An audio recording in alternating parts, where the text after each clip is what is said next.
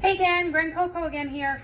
Hey, I was just going to tell you quick because I got a couple of messages what Grand Coco or where I got Grand Coco. I thought I told it in the first video. I'm Nicole, but years ago my nieces and nephews were born. They couldn't say Nicole, so it came out Coco. Always been Coco to this day. They are grown with children, married and 20s, still say Coco. Hence my oldest daughter now has her own child and my grandson. I am Grand Coco. So there you go. So I'm Nicole, Grand Coco, and I am here to share my keto recipes. Just a regular person that does keto. Again, I alter keto a little bit. I wouldn't say I'm strict keto. I don't do really high fat all the time. I don't do no soy. I mean, I do a little soy, not much, like soy sauce or something.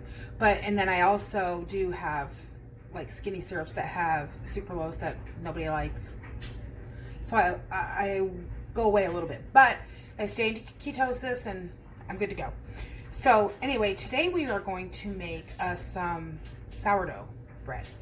I actually got this one. I'm going to tell you, I got this one off of the Perfect Keto website. I use a lot of their products and they post recipes or send them via email. And this is for, I'm going to make rolls. So we're going to do the recipe. Delicious, great stuff. Okay, so let's get going. In the KitchenAid, I have a cup and a half of almond flour, a half a cup of coconut flour, and that's about it so far. Okay, and then I have in this little thing, I have our 2 eggs, and then I did 3/4 of a cup of egg whites. It says that it's 6 egg whites, but I bought the little container, the cardboard container full, so I just poured it in. So it's 3/4 of a cup with 2 whole eggs. Okay. All right, let's get started. We're gonna do, so also the recipe calls for buttermilk. I am not gonna use buttermilk. I have half and half here. And the recipe is for, I've got the recipe over here that I'm copying it off of because I don't remember it by heart. 3/4 a cup of buttermilk. So I'm gonna use 3/4 of a cup of half and half. You could probably even use almond milk. I just haven't done it yet.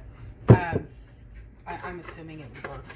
And I'm going to add a splash of apple cider vinegar to the half and half. And basically what's going to happen is, it sounds disgusting, but it's going to curdle it. It's going to curdle it like a buttermilk would be curdled. So we're going to do that. Okay. Let's get our, hang on, I got to get us a whisk. All right, so now I'm just going to take our eggs and just kind of get them a little frothy. And I'm going to go ahead and add the liquids to it. Let's do that now so that we can mix all the liquids together. Okay, so you can see, let's see if I can you tell? It looks disgustingly curdled, but it gives it the flavor. So this is the buttermilk.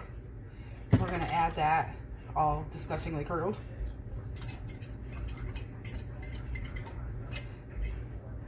No, you don't have to do the sourdough starter, you know. Okay, so we've got the eggs, the buttermilk. Okay, then we're gonna do a half of a cup of more apple cider vinegar. So, here we go.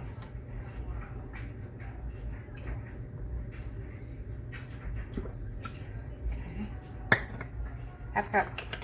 And then we are gonna do warm water. I will get that in just a second. Make sure we get everything in here, and then we'll do a teaspoon of salt. Look, you'll see. I just, guesstimate. There you go. Teaspoon of salt. Okay.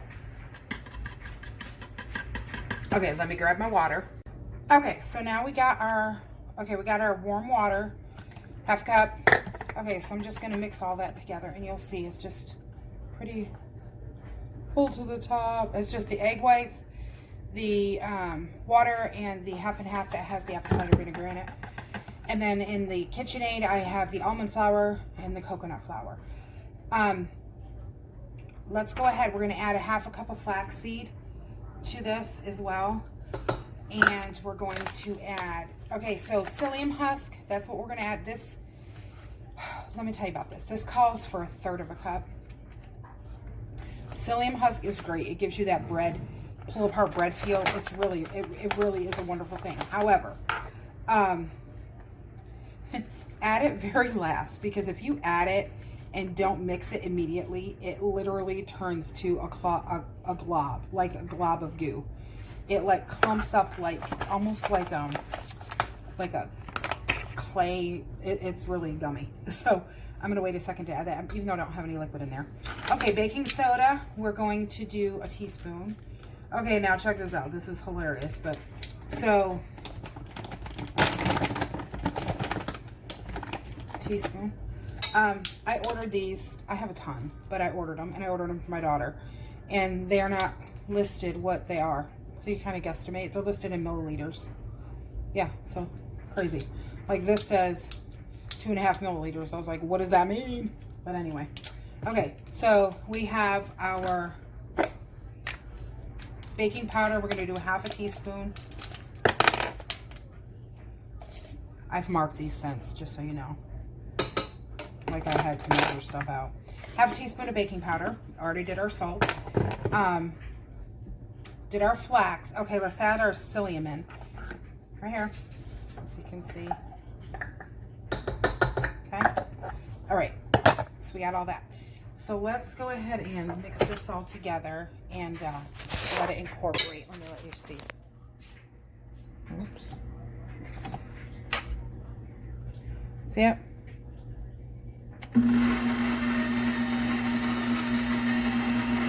It's just the dry. Okay. So there's that. I'm going to do it more off camera, but I'm going to mix that up more, and then we will add the liquid. All right, there we go. There's the dry. I'm about to add the wet. And I'm just going to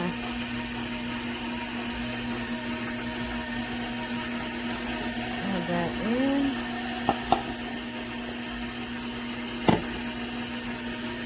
And give it a good mixing. So basically what's going to happen is the vinegar is going to act as the sourdough starter and help it like in a yeast-like way and give it that tang. You know, like sourdough has. So we'll let that mix up. Oh, look at this. The most enormous thing of baking soda you've ever seen. Yeah. 13.5 pounds. Why would anybody buy that? I don't know, but it was cheap and I bought it at Costco. It will last me a lifetime. Okay, be right back. Okay, so we got it all mixed. This is your dough. It's kind of thick, but it is kind of wet. So their ratio says that it equals 8 rolls or 1 loaf of bread. I'm going to do rolls, so I'm going to do an 8. And 8 rolls, it says, makes a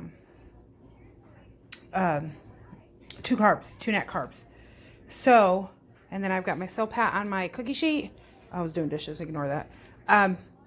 So let's get these on the cookie sheet. We're going to do 8, and then we'll put them in the oven and see how they do. All right, there we are. We've got 8 rolls. I just kind of scored. I don't know if you can see on the top, just to let the steam out. They are a little stickier than the last time I made them, so I don't know what I did wrong, but we're going to see what happens. So they're not real sticky if you want to, but they're a little more wet than usual. So we're going to put them in the oven. I've got the oven at 350 preheated. Got them on the Silpat. I didn't spray the Silpat because they won't stick to that. We're going to bake them about 30 minutes or so, 30 to 35. Okay, let's go. All right, while we wait for the rolls, I'm going to make our drink for the day.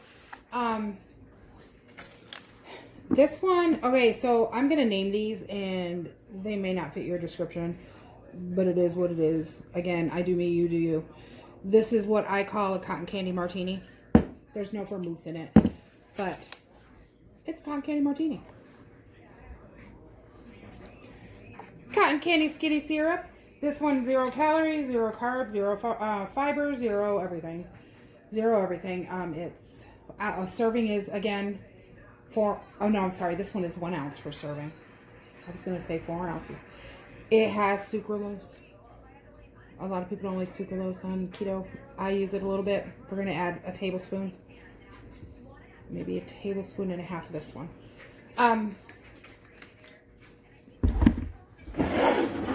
You can use the vermouth if you want to. I'm using vodka. We use vodka and rum in almost all of our drinks. My Jamaica shot glass. We went to Jamaica this past year before the Corona. Oh, I'm sorry. I don't think we're supposed to say Corona on here, but whatever. Shot. Vodka. And again, my handy dandy seltzer water. 0 carbs, 0 fat, 0 everything. Put it in. Add an umbrella again. Or some type of fun stuff. It's cotton candy. Straight up cotton candy. Now, this tastes just like cotton candy. It's sweet. The cotton candy, I used a little bit more than I did the last one I did, the Cosmopolitan. And it's actually a little too sweet for me. So you might want to add a little less. I probably did 1.5 tablespoons. But I add ice to all my drinks because I'm an ice drinker. My daughter's not. So, you know, I like it cold. So you do you. Okay, we'll be back when the rolls are done. I'm going to drink my martini. Or eat my cotton candy, whatever you want to call it. And I'll be back. Almost done with the bread, but as you can see, I've drank all my cocktail. All right, let's go check the bread. All right, got it out of the oven. So that white stuff you see, I melted, you know, like basted it with melted butter. Okay, let's get this over here.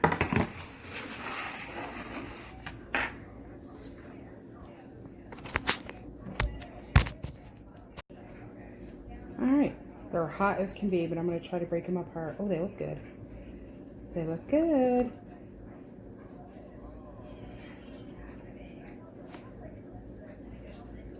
You know what? They're pretty good. I noticed that the last time. The recipe says 30 to 40 or 30 to 35 minutes. I've had them in 35. I'm going to put them back in. But they're good. Give them a try. The taste is delicious. And the texture is really good from this psyllium husk. Give them a try with your martini.